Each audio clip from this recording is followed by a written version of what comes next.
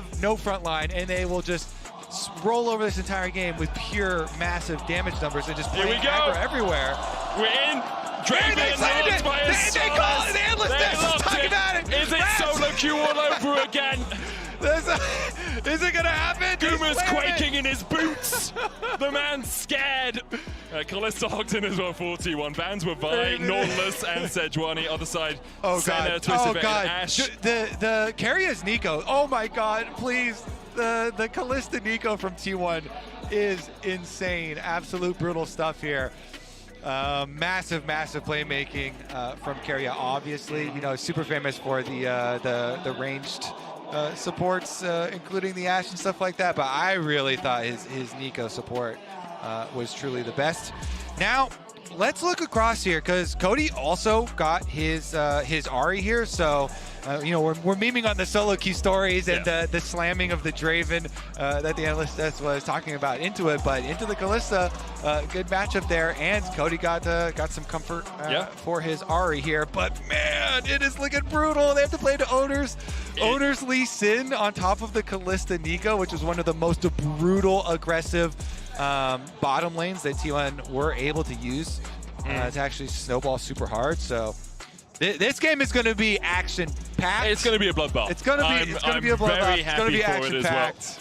We'll see how aggressive T1 decide to be. And Astralis are matching it with aggression as well, because there's always the option of saying, okay, you can be aggressive, we'll try and weather the early game, and then we'll try and scale past you, right? Maybe lane swap, play Jinx Lulu or something, and just try and get out of the lane matchup. But our assumption has to be this Draven and Rell are going to be matching in the 2v2 in the bottom lane. Azir banned away from Faker. Good luck trying to remove his champion pool, because it is a veritable ocean for the GOAT of League of Legends. Yeah. And WoW, you know, we immediately start talking about Nico as support because Keria was so good on it. Is also a flex, so they're keeping flexible here too. So even with taking a couple bans on both roles, they are giving some respect to that flex pick here. Winner of the series reminder, will play up against FlyQuest in a couple of days' time. The winner of that will go through to the main stage of MSI. Expectations are that T1 are there. I'm sure many people have already written T1 into their bracket at home and been predicting from T1 being there, but we have seen upsets in the past. I will say, if Astralis, I think even if they get a game, I would be confident to call this the biggest upset in the history of League of Legends. Competitive League of Legends. I'm trying to think, like, Albus Nox Luna beating Rox Tigers is the other one I think is maybe at that level. But this is the current world champions with the same roster being beaten by a team in a region that has never made it out of the play-in stage. Certainly would be a massive upset here. I believe in Magic, though. Cool. I prefer. Why don't you play with us? I've got my cards. We can play Commander. Yone top as well. Okay, Astralis, I see what you're putting down. I'm liking this. You can have your reasoning. I prefer the Magic. Let's go. The Yone pick into Zeus. I love that one. You're talking about defending world champions. That's the defending world's MVP. Yep. And one of the champions that he used to get that MVP. Is a player that struggled a little bit this year, I think, Zeus.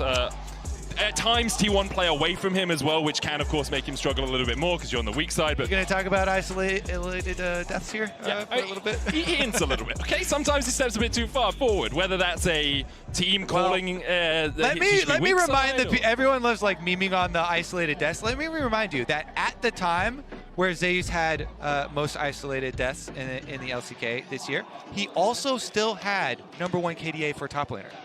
He's just an entry fragger. He's basically playing Valorant. It's just like, I got mine, guys. And the damage per minute, as well as gold difference. So, still an absolute beast, obviously. Yeah, obviously. He's a very good player. And whenever you try and pick weaknesses in a good team, there's always the option of saying, well, but they're actually still really good. It's like trying to pick weaknesses in Gen G or BLG or whatever. So, and especially for top laners, too, examining like the timings that they actually die at. And but no way. He's an inter. Numbers are funny. Numbers are funny. Numbers are funny. I love me a good number. Funny? The numbers Raz was talking about from solo queue, from the Draven matchup there, and from the T1 matchup. So very excited to see them get into this one. I honestly, too, when you're looking at an upset and you're trying to take down defending world champions, go for some level 1 plays, start trying to get aggressive super early on and see if you can get some summoner spells out early and open up a pathway to play the game. They're doing just that. They're going straight on top side. Didn't find anyone. Zeus passed through the blue buff. He's wasn't spotted. You can see it looks like it's going to be normal lanes here as well, with Zeus not resetting. He's staying up towards top. Zeus is going to match into him. Maybe an invade from Oner. A couple of pings going around towards the Razor Peaks. Oner could just be covering this in case a lane swap did happen. Guma is... Are you pathing topside here, Guma? Are you scared? The world champion afraid of Snacker and Ackerman? The Snackerman combination? Quaking in their boots. Oh man, so the Nico as support is another funny layer on. Yeah, so wait, is like, that Cassante? Is that Nico? Lane swap wards. Wait a second. Nico was built for this with the passive. That's so true. The disguise. I hadn't about it. You can fake lane assignments with it. All right, so the Cassante on the top side is Keria, right? Yes. Okay, cool. We saw the green chroma of the Nico disguise. There we are. So lane swap enacted by T1, getting away from this Draven and Rel, respecting the fact that Draven and Rel very powerful in the early game. They learned that perhaps in their solo queue games before. Zeus already pathing away from top as that wave's going to push forward. Be a long walk. Yeah. It's going to be rough for him. I mean, you very often will path through mid on your way. But Faker should be playing down to the other side anyway. Cody's 2 minions away from 2. 1, sorry, in fact. E-flash, E-flash, E-flash, E-flash, E-flash, E-flash. Faker. Cody's right on top of him. Faker flashes. First summon a spell burnt by T1. Stop the Summoner spell blood. Stop the count. Stop the count. Astral Esports have won at least the hearts and minds of the audience here. As Oner passed towards the top side, was spotted on that control ward. The wave stacking in top and bot looks like it's going to be a 3-wave crash on either side of the map. Yep. So Jose will be getting his bot side jungle proximity numbers up regardless because of the lane swap, and so heading down there, they'll bring 4. It is going to mean that Zeus on the Cassante there should respect it, should back off. Normally you only see like Scions try and stay under there because they can use the passive, try and soak up a minion wave. It was all interesting. Other top laners. Oh yeah, you just got to leave it, right? You just got to leave it. It was interesting to see Zeus stay in mid for so long, get that level 2, and then maybe look for the dive with the level 2, because when we see lane swaps, usually the top lane is level 1 where you go for that 4-man stack bot, but nothing ends up happening. Plates exchanged as Gumayusi and Keria are able to get themselves a little bit of gold, as are Snacker and Ackerman. Yep, just going to stand and watch there.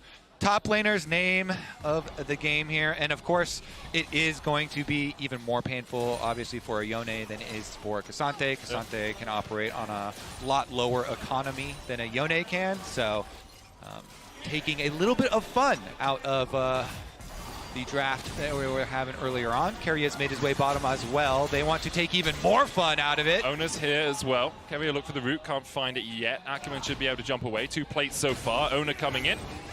And the TP out from Zeus as soon as he realizes there's no one in the top lane to gank him. He can just go up here. Guma, did he let this lane bounce so it's pushing away? He did. So Zeus is going to have a struggle getting back to this minion wave. He can try and get in range to soak the XP, but Guma's doing a good job of keeping him away from it. Yep, bounce it right back off. So as soon as they see Keria on bottom side, then they go for the teleport up top side, but still going to be kind of painful. You see Jose right now on the Volibear 2. He does have a route up there, but the rest of T1 are hot on his heels. He got the grab, got the speed, and he's going to get out. This ward behind the tower will spot Jose as he moves across. Ackerman avoiding it by working his way all the way around. Oh, Keria's on his way up, but Ackerman hasn't been seen. So Ackerman's going to spot Oner. He gets caught out, but he can always jump away and gets the shield when he does. Jose's going to try and smite away this Krug, but can't smite it away from Oner, it seems, as he secures it. Meanwhile, under the tower, Zeus is just trying to get as many waves XP as possible. Oner jumps in, stunned up. Keria, Gumayusi, kind of sandwiched between Zeus, Ackerman, and Jose Diodo here. The wave pushing in, though. Zeus around 2 minions away.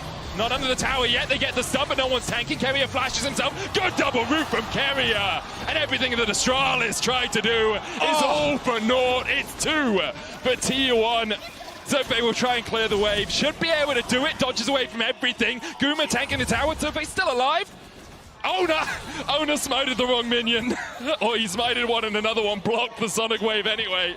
Zofe's going to stay around. He's probably dead here, but let's see what he can do, Kobe. Yeah, they're still going to go for it. The shield. He gets him. Astral Esports are on the board. A 1-for-1 in the top lane. Yeah, it's still going to be painful. Cannon minion wave up there at the tower. And Zoe used his teleport earlier on to answer when they saw Keria on bottom side, so he doesn't have teleport to get back out to that minion wave. Jose at least will be able to slip in here for the dragon off of bottom side. But Zeus on the Cassante was able to stick around, and now we're going to see a real explosion of experience difference as the Cassante already a level up. But the idea there for Astral, try and get him under tower and try and get some early burst damage leads. But Keria's too good, man. The flash over into the double roots. So good. And Oner landed the Q so he could just go in and then safeguard right out to safety afterwards. They did give over the 1 counter kill in the repeat on the dive, but it's still very much worth to be able to go for that so that you can deny that minion wave. Keria, charmed, locked up.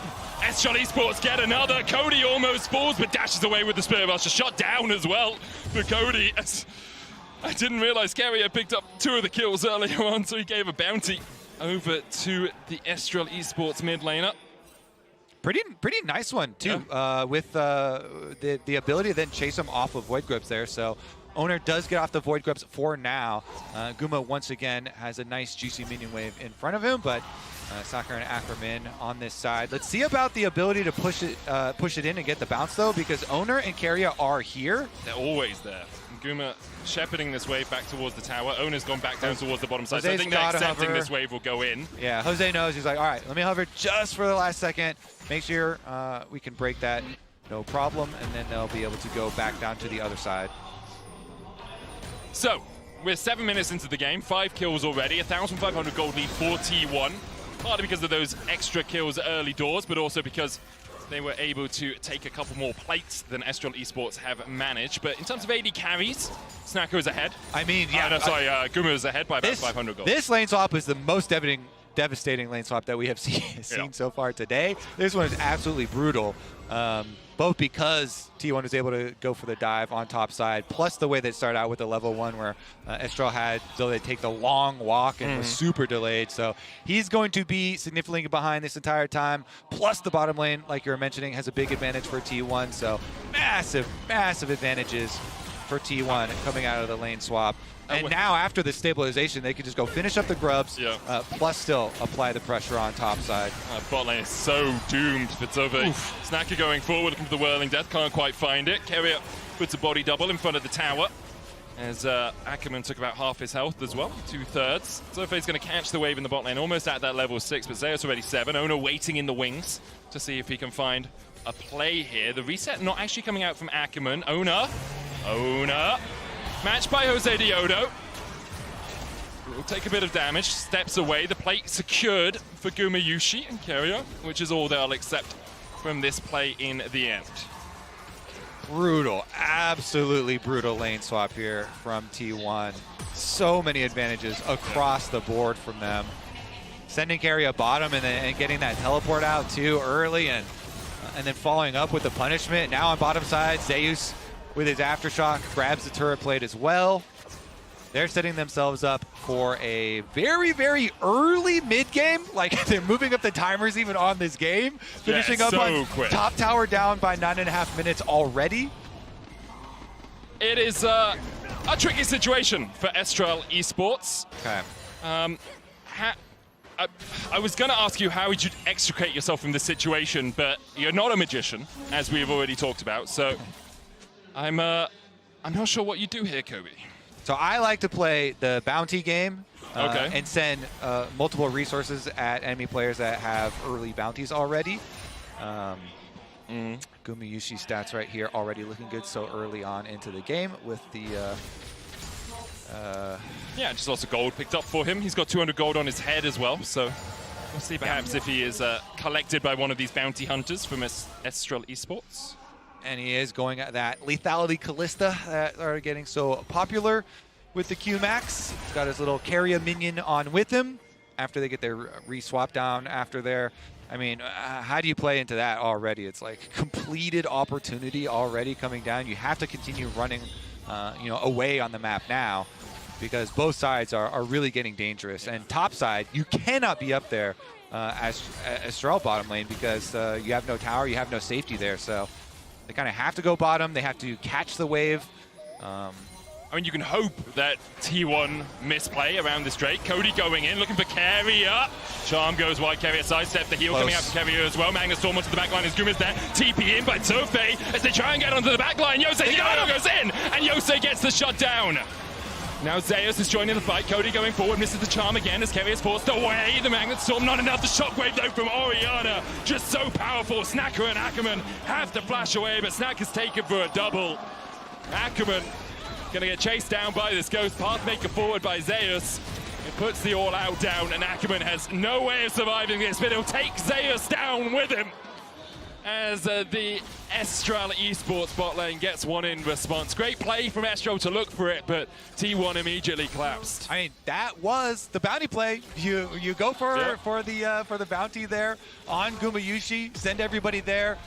Yeah, I mean, T1 already have such big advantages that they can join the fight also, and the teleports in. Good shockwave from Faker as well, making sure that they're able to get that chase down too. They flash follow over to the pit, so they end up getting extra kills and get the dragon, of course. But Cody goes in, tries to snipe on Keria, can't quite get that one there. Guma goes for the heal for the boost speed as well for Keria to finish this up. But since they had the Oner in here first, they're able to get the early kill in the teamfight and got that shutdown. It's just that once Faker comes down as well, Oner had a really nice kick combo there over towards Faker in with the shockwave as well. And then when Zeus also arrives a little bit later on the Cassante, then they get the chase through. And Zeus is like, hey, I teleported down here. I'm going for it. I don't care if you're a support. I'm tower diving you. That's a really nice kick combo. Flash kick, rearrange it so it's near the tri-bush, and then you have the shockwave on top of you anyway when you go in. Oner's leaps in is legendary. Yeah, it's pretty clean. So is Faker's shockwave. So. Sometimes it finds a few people, other times it finds them all. That's what Faker tends to do. He's 2-0-1 now on this Orianna. There's a 4,000 gold lead for T1 at 12 minutes, 53 seconds. And I'm sorry, Kobe, I don't think we're beating the record today. As 16:47 will sit in ignominy for EU fans. As Estral Esports, they put up a good fight in this early game. You've got Essence Reaver now on Snacker. Maybe it's enough. But it's definitely going to be a struggle unless you find some picks and collect that Orianna's bounty. Did you see today there were some posts about them removing lethal tempo as well from the game? So we're seeing some of what might be... Oh, never mind. Cody able to dodge away with a Spirit Rush. Oner look for the chase, can't quite get the damage down. It was an all-out and a Dragon's Rage in exchange for a Spirit Rush. We're seeing... some of the last lethal tempo play possibly here. If they go through with removing that keystone. MSI at least. We have 20 days of it, so we're going to see probably a little bit more lethal tempo over there in the next few weeks.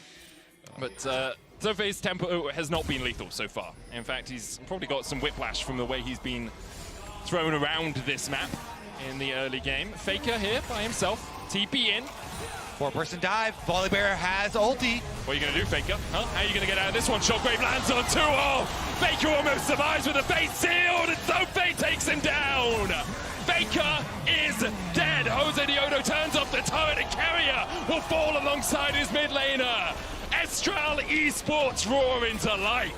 They get what they came for. Faker down, Keria down, tower down. Bounty picked up as well there for Estral. They've got a dragon to their names. What else can they get in this game? Snacker kind of getting pushed off tower, especially with the extra damage. I think we both had the same high of enthusiasm there, and then realized actually Estral Esports still, 3,000 gold behind. There's still only one dragon apiece. Guma's still really strong. Still quite a big one though, because even when you're faced with early deficits like that, you have to still look for these big 4-person plays. Yeah. And even though Faker with his shockwave again, finds 2 of them, does kind of delay it, they still can complete it because they have Volley Bear ultimate. So Jose's able to finish it off. They got the objective plus the 2 kills. Really nice sequence from Estral, as you say. Dragon up in 1:30.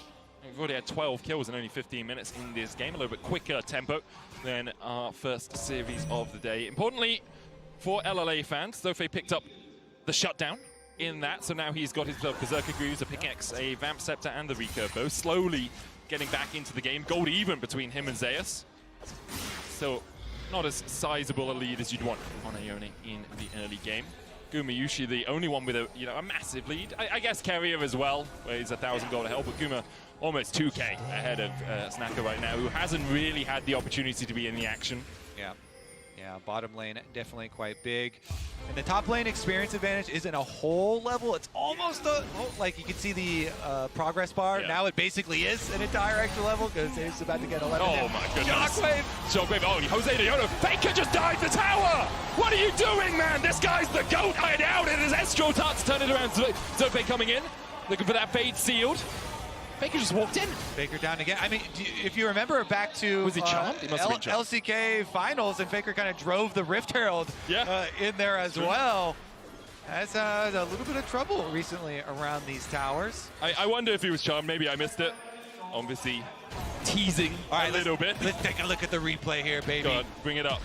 Zeus, though, chunking away on top side, softening that one up again. And, of course, T1 still with such a strong early advantage in this game. They'll be able to push out bottom side and grab Dragon number 2 for themselves as well. And it's always the problem against a team that's as good at moving around the map as T1 is, especially if you don't have that sort of competition in your region. Usually is, yes, you got a kill on Faker, but what did it get you? Well, you almost lost tier 2 in the top lane, and you did lose tier 1 in the bot lane, and you lost a Dragon. So you did a really good job getting the shutdown. You got the bounty, great, but it's actually not giving you too much across the rest of the map. Zofe looking for something here as he dashes forward with the Spirit Unbound, won't find too much. Gumayusi puts a couple of spears in his back, and Zofe is regretting the decision going any further forward. The collapse though is going to begin. Drake taken by Oner. Ackerman, Snacker are on their way. Cody TP'd in behind. Keria low. Charm into the face call will pull him out. Cody dashes across the wall. Zeus keeping the rest of Estral Esports at bay. And in the end, although Estral did find the collapse, T1 were able to get out with all 5 members alive. Yeah, teleports in to defend. Hits the wrong person. Yeah, stop some backs here though. Let's see. Doesn't look like there's going to be any pushing tempo plays that they would be able to get off of delaying those backs, but touching a couple of the recalls there. Yeah, as soon as they teleport in Zeus as well for the defense there. Yep. And T1, it was a really early push to go deep on a secondary tower, but they got the objective that they came for once again. Even though they're behind in terms of kills, they are 4,000 gold ahead. They still have the Rift Herald for Oner. And T1 in commanding position of this game, as to be expected. Keria will use his doppelganger there to scout out. Sees that there's a control ward in there, but doesn't want to step forward, doesn't have the backup to clear that out by himself. He'll wait for Oner, he'll wait for the mid push, and now as 3 Guma, Keria, and Oner step in and clear the ward. Yeah, should just have Zeus go right back on bottom side, long lane, push that one in, while the rest of the team here kind of fishing around. Keria and Oner establishing some shallower vision through the jungle to try and trap plays. But the rest of Estral here, all 5 members coming up mid, while the double split push here, 1-3-1 from T1 is going to push inside lanes, and you see the move now. Locked up with a Fate Seal, Charm going wide though, dash back, and in goes Oner as he thought perhaps he was going on a one-way trip, manages to escape with a flash of his own. Zofe already dead, the flank happening now as Faker looks for the shockwave, and it might not find them all, in fact it finds none. But Zofe does fall. Cody looking for more, has that Spirit Rush. Charm just wide again. The charge in with the Rift Herald, lands onto the tower, and T1 will get their 3rd tier 2, in fact, of only 19 minutes. Whirling Death, not quite enough to take out the Rift Herald, but it should be killed before it charges in. T1 do still have the Demolish procs here and a very healthy life bar. That will be another inhibitor tower, first inhibitor tower going down. Estrel trying to defend, and T1 have cracked the base and almost cracked Cody's head in. A great charm though from Cody. Stops Oner on his way. That was so close. The charm just as Oner's about to touch him and finish off the extra damage for the kill. Cody stops him in his tracks. They get the small victory there. All right, Cody hasn't died and Faker's died twice. Pretty sure Cody's Faker's father this game. Ignore the 1.5k gold lead for Faker. That's how the family tree works. That's how it works. Let's take another look though, because this one was fun. Of course, Charm being able to stop dashes. Boom! Right as he was about to touch. Yeah. And Estrel, they've shown us signs of life, right? It's always going to be a challenge. It's always going to be difficult, but they have shown us some proactive plays. They've shown us their ability to make map calls, to get those deep wards in, find the TP flanks. It's just, you're playing up against T1. It's always going to be a bit of a challenge. And it's absolutely brutal lane swap too. Yeah. Really, really difficult fighting your way out of those types of deficits. So T1, one of the best at pushing very quickly as well and increasing that map control, taking down mid inhibitor super early on in this game. Now they're going to try and populate red quadrant of the jungle with enough wards leading up to Baron and see what sort of plays they can drag Estrel into. They've got Keria on his Nico, so the turn is very, very scary. Whenever you've got Nico as the support to a Kalista, you have so much safety, and Keria gets... Oh, Ackerman. Hex flash forward. He was on a ward the whole time. Ate a couple of spears, and then will eat the honey fruit, and it'll be okay for him right now. Can dash the wall, and he'll do exactly that. Wave pushed in the bot side by Zeus. Zofa's going to try and answer that, but... will it? Can he answer it? I mean, Zeus isn't massive. He's only 300 gold ahead, and obviously Yone scales very well, but a single blade of the Ruin King, probably not enough to deal with the Iceborne Gauntlet, the Warden's Mail, and the plated steel caps that Zeus is currently sitting on. And the experience difference as well that he's been able to retain and keep up here for Zeus and that Cassante.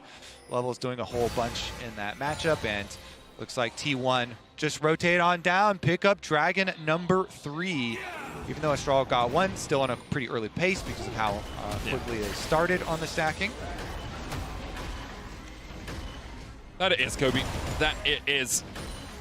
Will T1 do early Baron still on 14-8? I mean, T1 have really good options here because we mentioned the turn that they have, Keria here on Nico with the safety of the Kalista, and they have the Kalista Rend combo to be able to go for finishing it, so Zeus charmed, locked up, Fate Seal coming out, TP in as well as Zeus starts to fall low. Whirling Death just short as the all-out comes out from Zeus. Pathmaker in, a charm again from Cody, keeping Zofe alive. Faker falling down, but he doesn't get killed because he lands the shockwave on Snacker. Cody will fall to Guma, and the collapse from T1 is just too damn fine.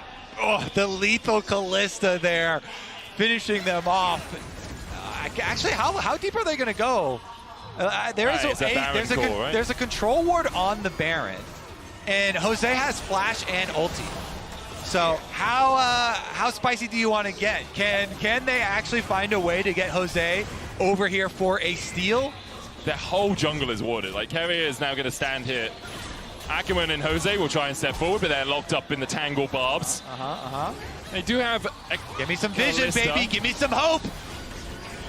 The FlyQuest Jose Diodo fan coming out in you right there as the Pop Blossom out from Keria, just distracting. Remember, you have the spears, the Rend from Kalista. Jose, you're going in, you gotta go now. Cody falling low, Jose tries to get in, but it's secured by Oner. Yeah. And T1 now with Baron up. They're gonna TP to the mid lane. Zeus trying to get this super minion buffed up. Keria is going to chase out Cody. Will T1 just look to force through mid, knowing that Cody can't join?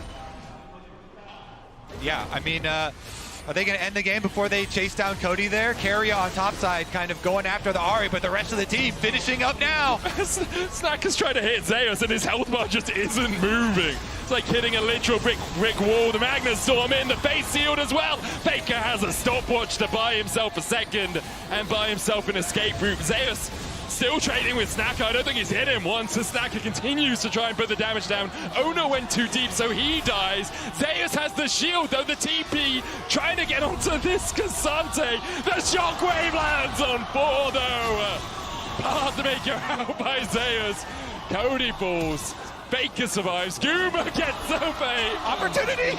Don't, like, at some point, you just gotta give him a bit of mercy. Guma locked up. Jose with the stun. And Snacker gets the shutdown. The inhibitor will fall. The Nexus tower is already down as well. Zeus, Faker, and Keria. Not much health, not much mana between them, but perhaps with the Baron buff, they can just push in here. Let's see the opportunity move speed like that used. 25 minutes though. Medic, it's going down. Quick. What can they do? Chase them off! They can try, Kobe. I don't think they can manage to do so. Jose Diodo killed off by Faker. Snacker taken out by Zeus. A double, in fact, for Faker in the end. And the Nexus alongside it. T1 clean it up.